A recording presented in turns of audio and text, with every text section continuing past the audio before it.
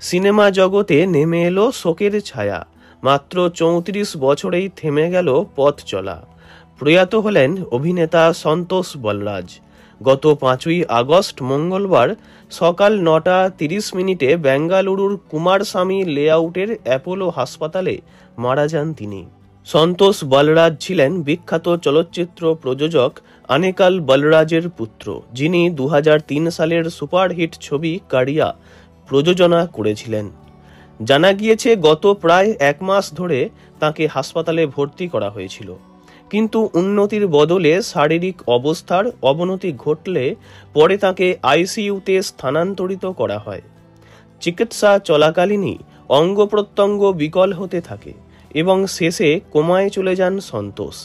মাত্র ৩৪-এই লিভারের সমস্যায় ভুগছিলেন তিনি, ছিল কিডনিরও সমস্যা, আর এসবের সঙ্গে লড়াই করাকালীনই গুরুতর জন্ডিসে আক্রান্ত হন তিনি। আর এত কিছু সমস্যা নিয়ে লড়াই করতে পারলেন না সন্তোষ বলরাজ, চলে গেলেন না ফেরার দেশে। অভিনয় জীবনে সফলতা ধরা দিলেও বাস্তব জীবনটা ছিল অনেক কষ্টের। ২০২২ সালে এক মর্মান্তিক পথ দুর্ঘটনায় বাবাকে হারান তিনি।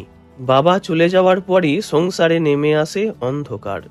অসুস্থ শরীর নিয়ে মায়ের দায়িত্ব পালন করতেন সন্তোষ।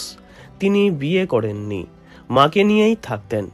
তাঁর মৃত্যুতে বর্তমানে অসহায় হয়ে পড়েছেন তাঁর মা।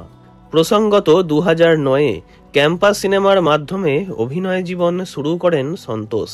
এরপর তিনি ওলভি না ওলে এবং জন্মার মতো হিট ছবিতে কাজ করেছেন। তবে সন্তোষের ফিল্মি জীবনে উল্লেখযোগ্য মোড় আসে ২০১৫ সালে মুক্তি পাওয়া গণপাত ছবির মাধ্যমে। অল্প বয়সে সন্তোষের চলে যাওয়ায় শোকস্তব্ধ সিনে দুনিয়া। পরপারে যেখানেই থাকুন, ভালো থাকুন তিনি। ওনার বিদেহী আত্মার চির শান্তি কামনা করি। ভিডিওটি এইটুকুই। বিনোদন জগতের সব রকম খবরাখবর জানতে চ্যানেলটি অবশ্যই সাবস্ক্রাইব করবেন। ধন্যবাদ।